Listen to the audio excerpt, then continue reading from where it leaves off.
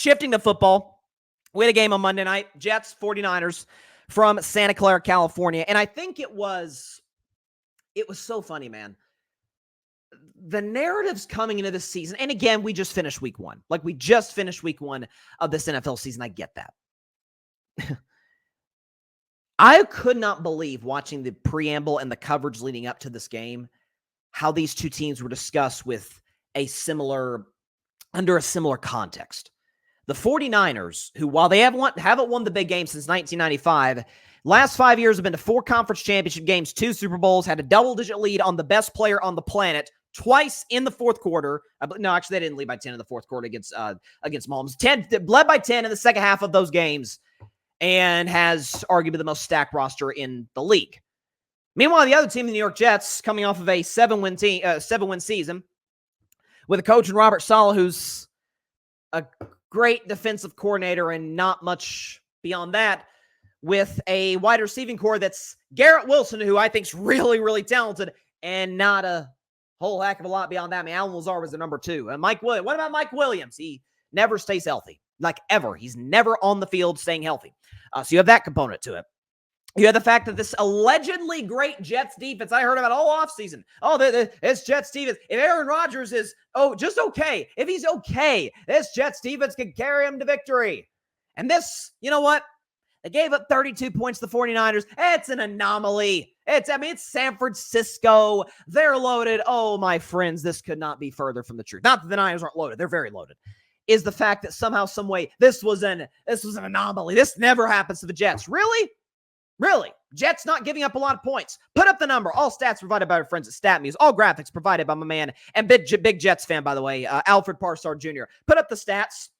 Games in which the Jets gave up 27 or more points. Week 2 against the Cowboys, gave up 30. Week 9 against the Chargers, gave up 27. Week 11 against the Bills, 32. Week 12 against the Dolphins, 34. Week 15 against the Dolphins, 30. Week 16 against the Jacoby Brissett-led Commanders, 28. And Week 17 against the Joe Flacco-led Browns, 37 points. It's a really talented defense. Sauce Gardner, the Williams brothers.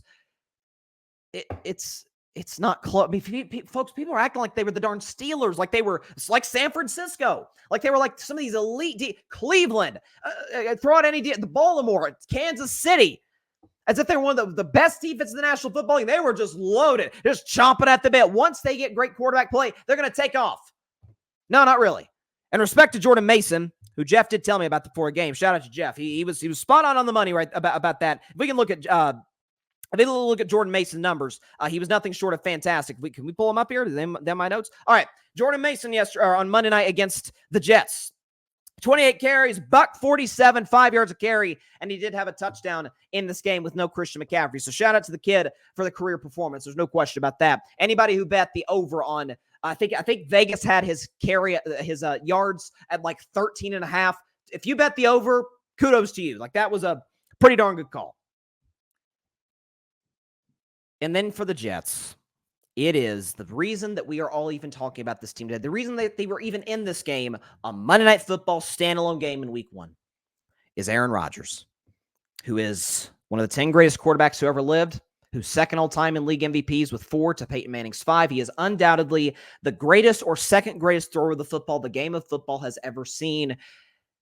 He's also washed. He's washed. He is an average quarterback at this stage of his career. Keep in mind the last time that we saw a healthy Aaron Rodgers on the field. If we can show this Aaron Rodgers stats, his last healthy season in 2022. 19th in yards per game, 15th in touchdown to interception ratio, 20th in completion percentage, 23rd in yards per pass, and 16th in the National Football League. The king of passer rating was 16th in the National Football League, his last healthy season in 2022. And you see down there at the bottom, no 300-yard passing games since week 14, 2021. So I'm supposed to believe that Aaron Rodgers is supposed to improve from his last healthy season when he had a better coach, better weapons, better organizational structure, in a weaker conference, when he was 2 years younger, not off of Achilles surgery. By the way, he now has the worst offensive coordinator in the league in Nathaniel Hackett. I'm supposed to believe Aaron is going to turn back the hands of time like he's Benjamin Button and turn into this super freak quarterback that he's been throughout his career. The vast majority of his career in which he's been awesome. He's been an MVP candidate. He's not that guy anymore. His record shows it. His recent history shows it. Folks, I saw this on Twitter. The last time that Aaron Rodgers threw for 300 yards in a game, Dan Campbell had never won a game as the head coach of the Detroit Lions. Another crazy stat. In the time in between Aaron Rodgers' last 300-yard passing game to now, Tom Brady does not have two 300-yard passing games. He has two 400-yard passing games. And Tom Brady has not played in 2 years. By the way, he was 45 years old in that, 44 and 45 years old in that time span. Aaron Rodgers is an average quarterback at this point in his career. Still gifted to throw the football. I mean, there was a couple throws to the left, which is where he mostly threw all night. To Garrett Wilson, to Breece Hall, a couple like nice little like flick of the wrist, just vintage Aaron Rodgers. We're like, dang, he can still sling it. But in terms of being able to stretch the field, in terms of the ability to move, which that was on mostly where his greatest strengths came from, his ability to move in and out of the pocket and be able to extend plays and throw off platform. He's kind of the originator of that. He kind of inspired guys like Mahomes, like Caleb Williams, like a lot of these guys. Josh Allen. Aaron Rodgers was kind of the pioneer of that. But when you're 40, going on 41 years old this season in December, coming off an Achilles, you have not been good. I kept saying this, and Jets fans would not listen to me. Has not been good in 3 years. Has not won a playoff game in 4 years. And he just so happens to be in an organization with a head coach who's done nothing. Well, Bryson, Robert Saleh, look at his quarterbacks. To which I counter, look at Mike Tomlin's quarterbacks since Big Ben retired. Kenny Pickett, Mason Rudolph, Mitch Trubisky. Not great. Matter of fact, all three of those guys, as we sit here today, are all backups. And by the way, today, Justin Fields isn't exactly, like him, but not exactly lighting the world on fire right now.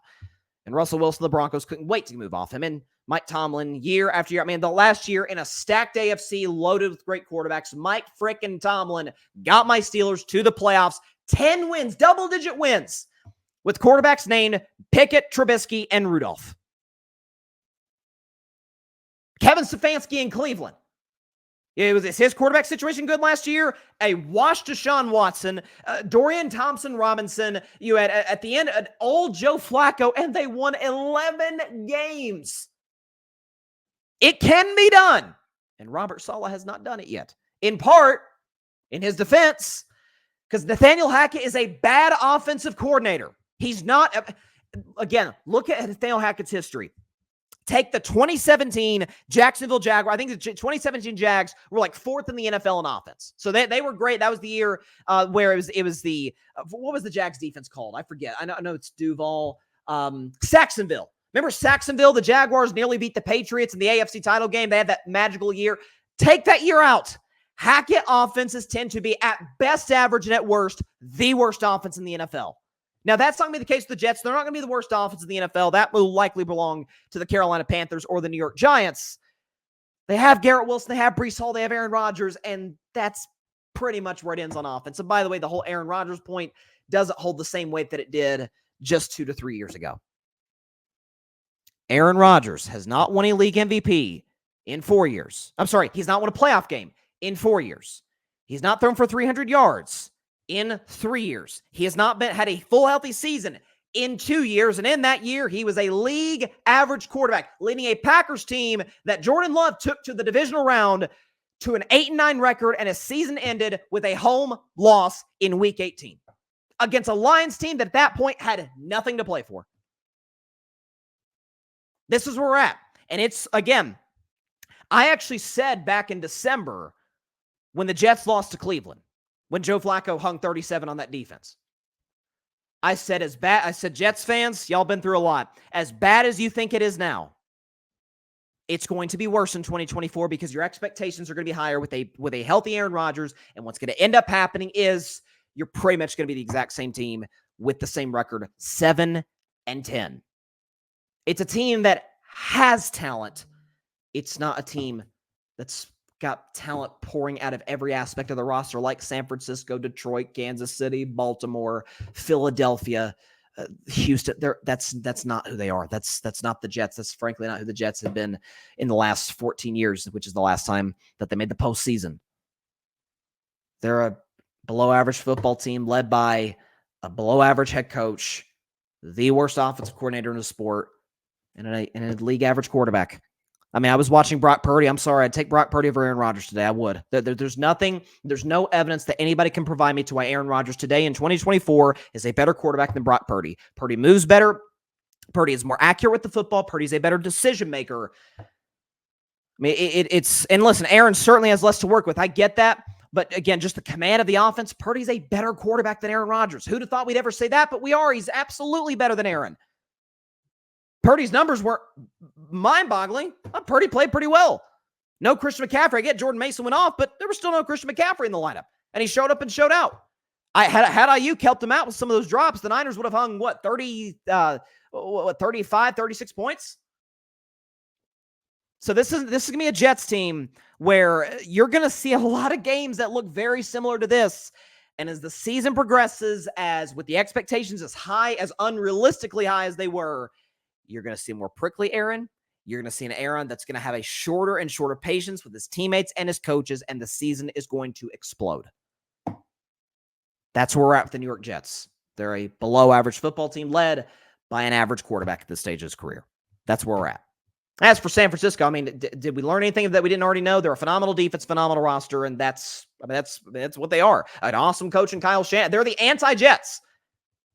Like, well-run franchise, drafts well, great coach, really good quarterback, stacked roster, winning history, and they're the anti-Jets.